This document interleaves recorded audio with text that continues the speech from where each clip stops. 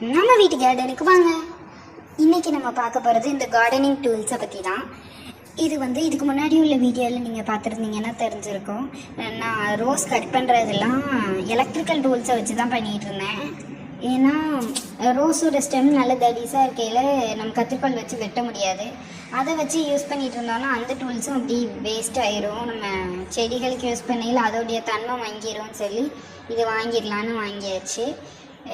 Bruner, இந்த gardening ஃபோர்க்குக்காக வேண்டி தான் இதை வாங்கவே செஞ்சேன். அதாவது நம்ம வசையில் சொல்லணும்னா பிடுங்கிறத, வெட்டுறது, எடுக்கிறத வாங்கினேன்.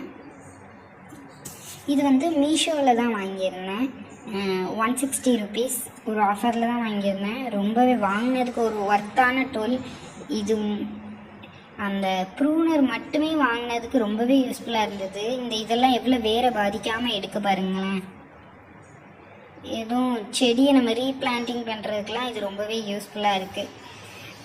செடி நடுறதுக்கு இதுக்கெலாம் இப்போ ரொம்பவே ஈஸியாக இருக்குது. இதே மாதிரி புல்லை கூட மம்பட்டி எடுத்து செதுக்க தேவையில்லை, இதை வச்சு செதுக்கிடலாம், அவ்வளோ ஈஸி. அடுத்து நம்ம பார்க்க போகிறது இந்த ப்ரூனரை பற்றி தான். இது ரொம்பவே ஷார்ப்பாக இருக்குது, யூஸ் பண்ணுறதுக்கும் நல்லா இருக்குது. ஆனால் சின்ன பசங்கள்கிட்ட எல்லாம் கொடுக்குறோன்னா கொஞ்சம் பார்த்து தான் கொடுக்கணும். ஏன்னா அது ரொம்பவே ஷார்ப்பாக இருக்குது, கையில் எதுலேயும் வெட்டிடக்கூடாது.